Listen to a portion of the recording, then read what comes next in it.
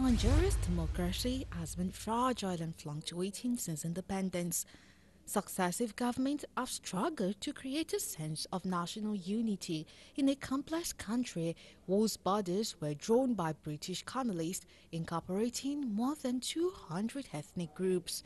In October 1979, after more than 13 years of military rule, Nigeria returned to democratic rule, and Alhaji Shehu Shagari was the first democratically elected president.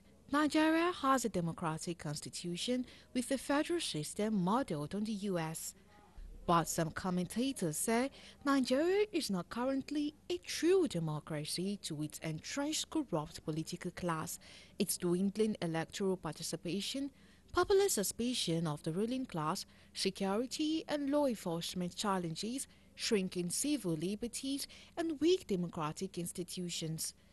A vibrant media industry exists in Nigeria, but the government has been cracking down on the free press. Twitter was banned for more than a year, while big media houses closed and journalists fled. Security incidents go unreported or misrepresented for fear of reprisal by the government. The Constitution guarantees Nigeria's freedom of religion, expression, movement, and assembly and protects them from discrimination based on sex, religion, origin, or political opinions. Yet, basic rights are continually challenged in a failing justice environment. The judicial system is weak and compromised to step in and enforce civil liberties. Nigeria needs more young people to engage with politics, offer new ideas, and run for office on issues which affect all Nigerians, from employment and security to climate and energy policy. So far, it's a checkered journey with ups and downs. Apathy and disconnection are the result of election. The non-inclusive character of the federation is also part of the problem. Young people feel disenfranchised. Women are also underrepresented in politics. So, Nigeria's democratic journey has not been smooth at all. As long as money can buy votes, the future of democracy is uncertain. Nigeria's democracy can only be strengthened through a revolutionized political system, better quality political parties, more independent and diversified media, a stronger electoral management body, and well-resourced judiciary. Law enforcement and security forces must be devoted to constitutional democracy rather than regime security and protecting elites. Nigeria's democracy needs to serve the rights, aspiration, and potential of its citizens for a good, dignified, and fulfilled life.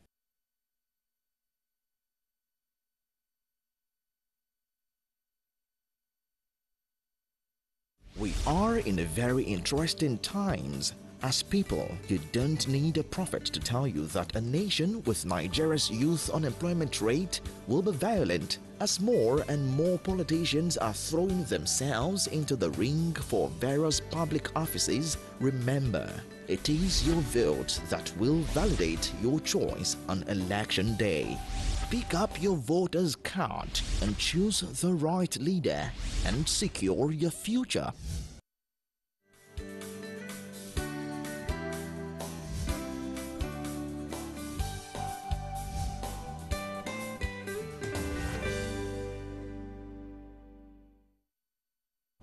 You're welcome back. We had a nice time together. Again, we are going to have something interesting too. The topic is voter apathy, and we have equally a guru. I've known this man for a long time. We've been in the trenches too, struggling to ensure that democracy works in Nigeria, encouraging and mobilizing voters to vote and to remove themselves from that drudgery of not voting, and we call it voter apathy. Achike Chude is a comrade, is a political strategist, is an analyst, and of course a human rights activist.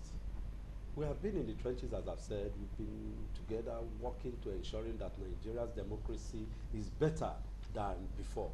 Achike, welcome to this program. Welcome to the show. Thank you. It's a pleasure. It's always. Yes. It always is. Yes. So, Achike, this voter apathy, how does it sit down well with you? Or how does it sit with you? Well, I think it's not. I think it's beyond me.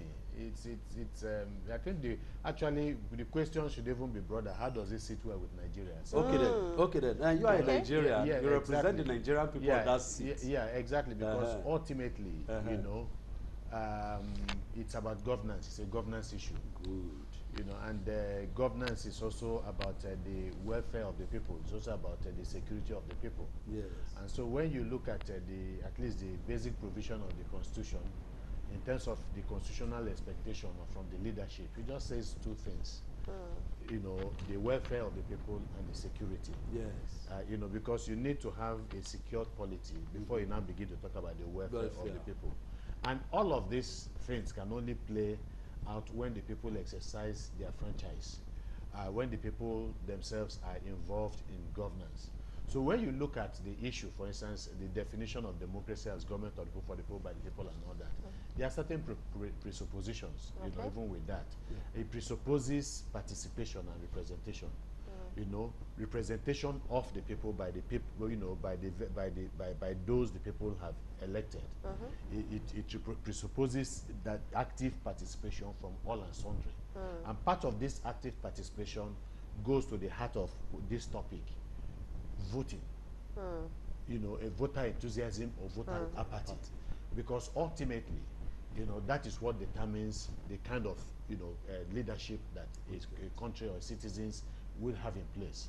And so over time, really, if you look at the pattern of elections in this country, look at the general elections you know, in practical terms at the presidential level, you're looking at about maybe 32–35%, you know, of the total number of even registered voters participating in an electoral process, not even up to 50%, Yes.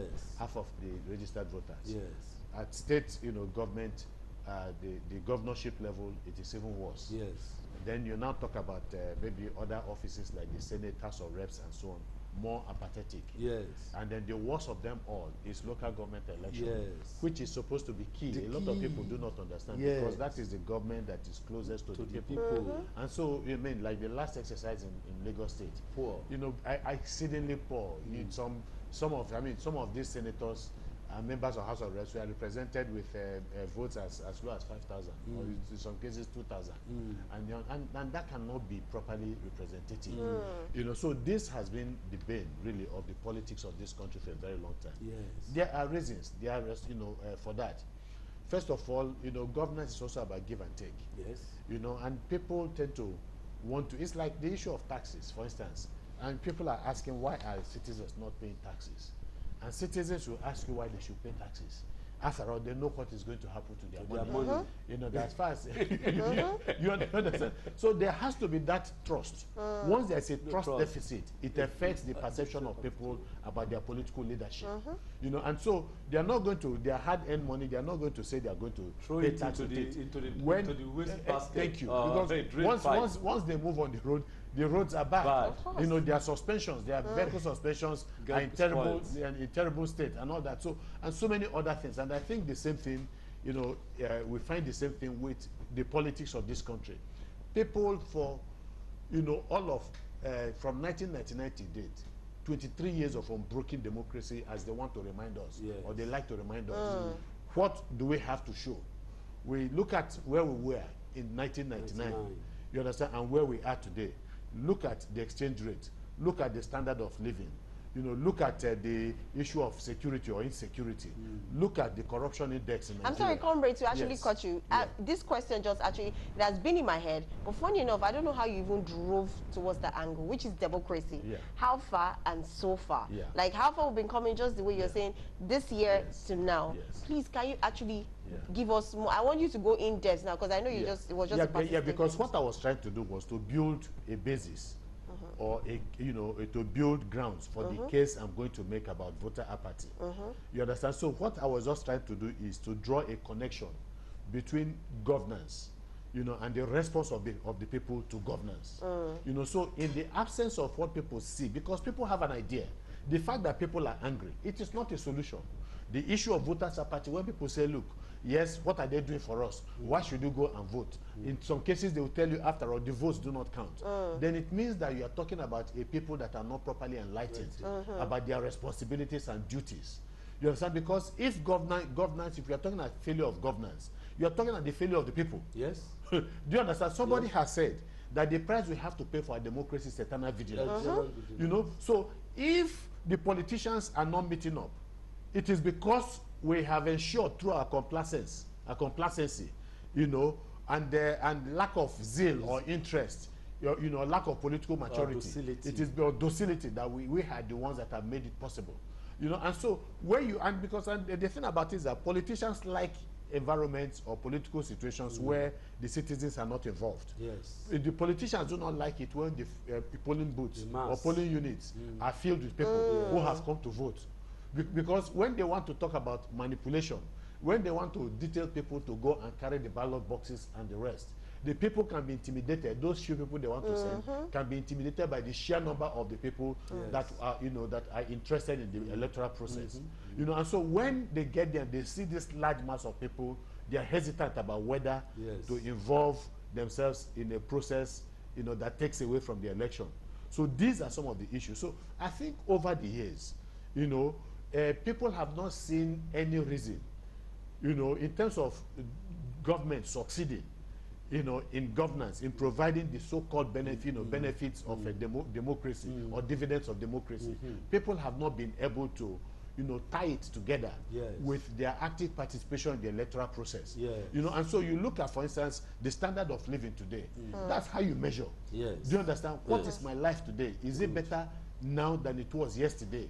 So if it has gotten worse, then it means that the process that led to us today is, Is it, can we now continue on this road? Because government has not been doing this, government has not fulfilled its own part of the contract that we said, then people will now stay back and not vote? Is that the way that can solve the problem, or for them to be involved with removing this voter apathy so that the right candidates that they think now will now make the difference will vote based on the description given by the evangelists that just left now about the conscience voters, the commercial voters, and the manipulated voters or manipulated voter? What is your take on what that? we need to do is that we need to make a connection, you know, between what happens in government, what we do in government, and the result or the outcome of governance. And so the people themselves, and that's why, I mean, long before now, you have been involved in, you know, voter education awareness and all that. Why were you doing that? Because you know that there are certain things, certain imperatives that the people do not know, do not have. And so you need to be able to explain to the people that this is your responsibility, this is your duty, these are your obligations. And for information, sir, this is that's again why this program. This is, of course, obviously. To educate. Exactly, to educate. You know, because the people have to be educated. They have to be made aware. They have to be, you know, well informed about their duties and their responsibilities. They have to know that there is a connection between the ability to pay their children's school fees, between the ability to pick up, you know, family responsibilities and to discharge them properly, and the governance that they have at the end of the day. Because the basis, you know, of their welfare starts with the action that they take towards, you know, ensuring that responsible people are the ones that occupy political office. And that these people occupy political office for a purpose. And that is for the purpose of providing a better welfare for the people. And security. And the basic reason why the Constitution makes it clear, why I mean, it is not, you know, a monarchy. You know, it's not a dictatorship. So it supposes that the people have a right in the choice of the people that are going to represent them. And just in case those people fail in the discharge of their duty, the Constitution makes a provision for the people to pass a vote of no confidence on these same people during an election. So it becomes a tragedy when a political leadership has failed the people. You understand? And the people themselves are not aware, that they are in a position that the law, that the constitution has given them powers to take steps to remove these people whose activities in government have been hostile to the welfare and to the interests of the people, and to replace them with another set of people. You understand? So these are the things, and the politicians are well aware of the power of the people. It's not as if they are not. And the reason why the politicians have to play, you know, the kind of negative parochial politics they play all the time is to keep the people permanently in the dark. Yeah, you understand? Through, you know, religious politics, through ethnic politics, through geopolitical politics. You know, because once they can introduce some of these, you know, parochial elements in the minds of the people themselves are, I mean, you know, their mindset is deviated from the issues that matter. They are no longer talking about issues, but they are looking at the candidates on the basis of who this candidate is, where this candidate is coming from, what language he speaks, and all of that. And so in that process, the politicians or the political elites succeed in keeping the people divided. But I agree with you when you ask the question. It should not be so. And we cannot allow it to be so. And that is why we keep on doing, and just like you said, that's why we're having this program. That's why we have had other kinds of programs, you know, to enlighten the people, to tell the people that there is a difference, that you can make a difference. You understand that these people are not bigger than you. You know, because they have this impression that government is so big and so powerful that we cannot do anything about the government. But they are talking about it from a position of ignorance because they are the government. Yes. You know, so this is the issue. They are the government. The democracy, the people themselves are the government. The democracy that they practice is about the people. It's for the people. Okay, it's okay. Of the people. You know, so we must be able to make that connection. Now, and once the people are able to get it, then that's all. They'll be in a position, they've taken it back, and they'll be in a position to teach the politicians a lesson anytime they want. Exactly. Okay, I like that. That's a very good one. Okay, Comrade, I would like us to talk about democracy in Nigeria. How far and so far right now? Let's go with what we have already, because Voters Party and everything is all part of our democracy. Now, what would you say about democracy in Nigeria now, and from where we're coming from, and what's the future that you see from here? You know, how do I put it? Democracy is a process, and there's no end to democracy, because society is forever evolving. You know, there's no end to the dynamics of social, you know, restructuring. Now, that's why, for instance, in America, where they have over 250 years of democracy, in the United Kingdom and some of these other countries, France and the rest, so many decades, hundreds of years, you know, in the practice of democracy, they are still evolving. Of course. They are still having issues with their democracy. Of course. You know, so if we look at it from that perspective, we could say, well, we have not made, you know, in terms of time, we still have a lot of time.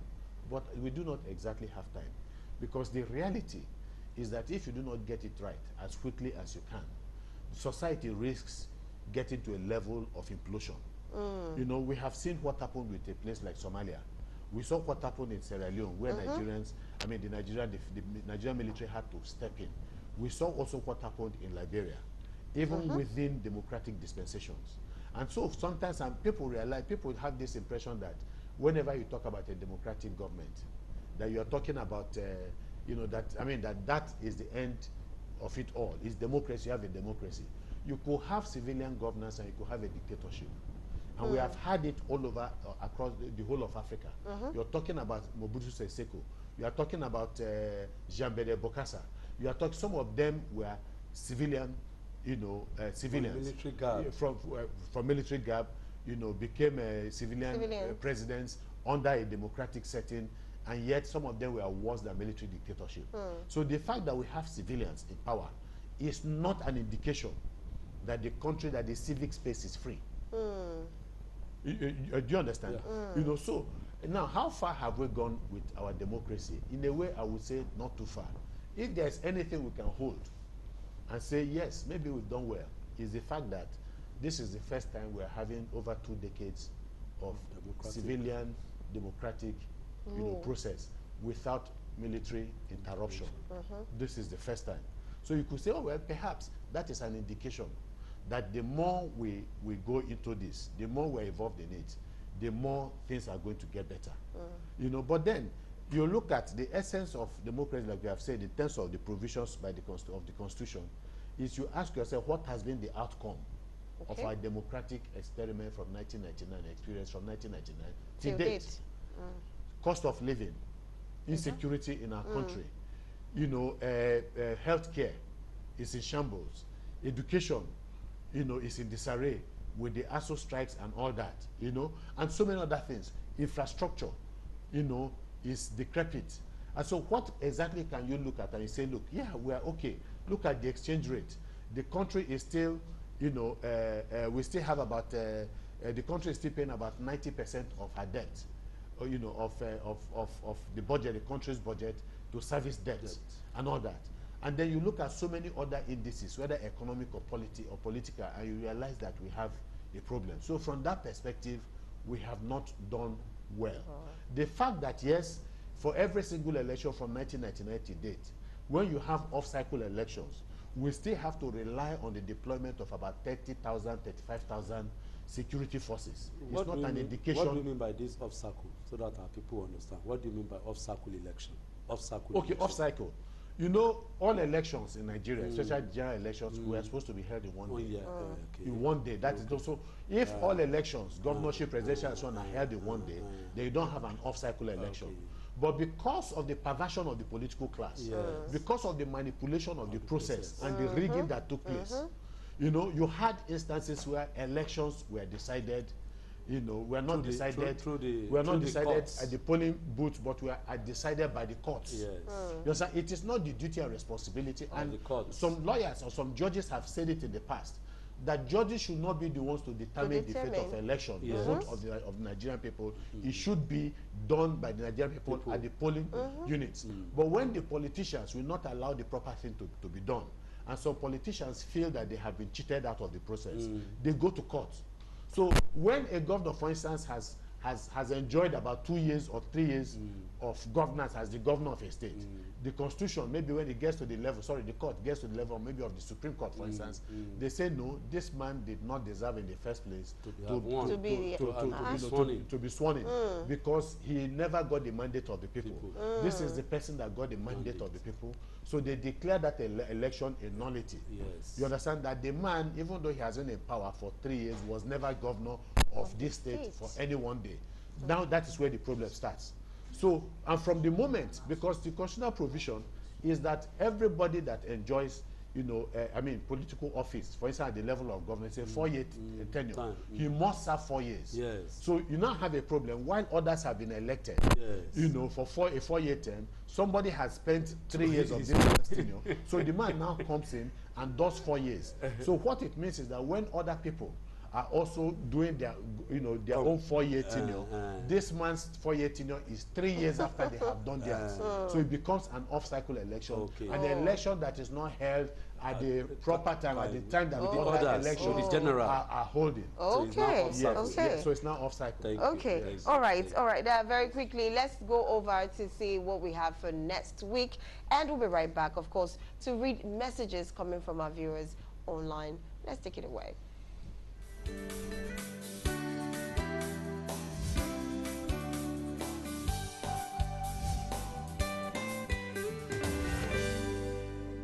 Join us next week on Voters Forum to discuss the topic Youth and Politics in Nigeria. How can the youth be strengthened to benefit from capacity building? It's important to note that young people not only represent the future of Nigeria, they are one of the society's main agents of change and progress. Our analyst would look at the challenges facing Nigerian youth with a mind to preferring solutions to lack of employment opportunities, substance abuse, ritual killings, lack of affordable housing, and many more. You don't want to miss next week's edition of Voters Forum, because the reality of youth and politics in Nigeria will be placed on the banner since the youth have a great effect on the economic development to build many social relationships and develop a personality that defines a new generation in Nigeria. Next week on Voters Forum, keep a date with us. As we approach the 2023 general elections, there is need to organize ourselves and stop agonizing.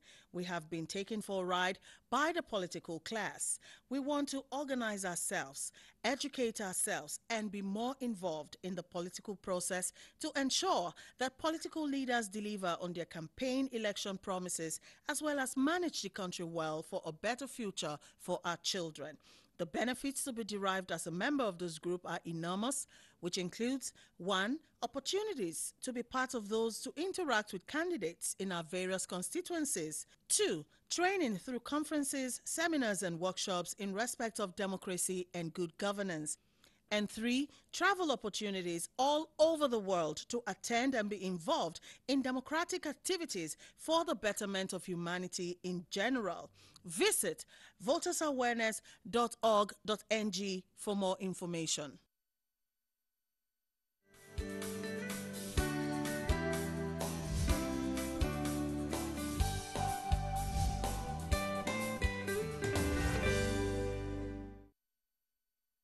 You are welcome back. We are still in the heat. In fact, during the break, we were just having a good time, but we will let you have a little bit of that good time. Yes, of course. I need to read some messages, just few messages from our viewers. This is quite funny, but this one says, now that's man we wear caps, suppose they rule us for this country. And I'm sorry. I'm sorry because you saw the fire in him. Very true. Another one says, good afternoon, sir and ma. Please, in the Constitution of Nigeria law, is there any penalty on any governor or president in our so-called Nigeria that did not rule well? This is from Olufemi Olusegun from Ofada, Ogun State. So is there any penalty for them? Before that, please don't let us denigrate Nigeria. Nigeria is a great country. Okay. It is in your hand. That's what my brother here, Achike, is saying. It is you that makes it like this. I'm sure this person who is saying Nigeria so-called, you didn't come out to vote. If you come out to vote, and many of you come out to vote, you make that change. Don't let us denigrate Nigeria. I've been opportune to travel around the world. There's no country better than Nigeria. In fact, Nigeria is the best country. Where you can be, nobody will molest you, except you pass yourself. As I'm talking to you as somebody who has gone around, please don't denigrate Nigeria. Nigeria is a great country. Let us respect our Nigeria. Please, I beg of you. Yes, let's respect our country, because me, I know when you go to another man's country, the treatment they will give you, especially even when you have the bar, you have the money, you won't even feel like you're a citizen. They will still treat you the way you are, like a visitor. Yeah. Okay, anyways, this one says, please, sir, can I have the telephone number of Evangelist Shegun? I want to invite him to come and talk to us. Thank you. After the program. Yes, after the program. Send a message to us. Yes, I'll send a message. So please, let's quickly round up because of time. Yes, Achike. No. You see, the Constitution leaves that that question you asked. Punishment for politicians or governors who have misgoverned their states.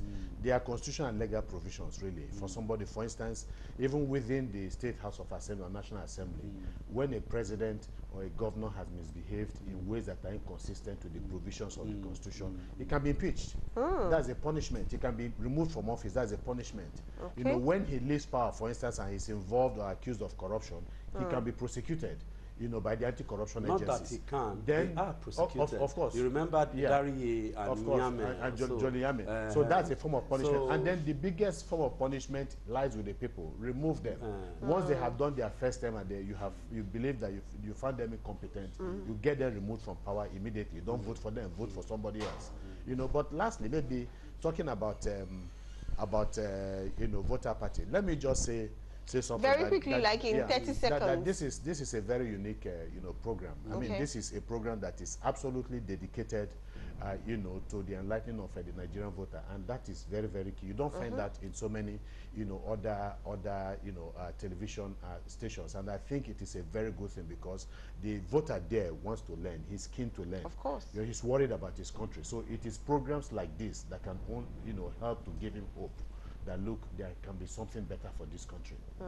Thank you. Okay, thank you very much, Comrade Achikechude. It's been a very interesting one from democracy, of course, and from Voters Party angle. We enjoyed it so much. It's been an amazing one.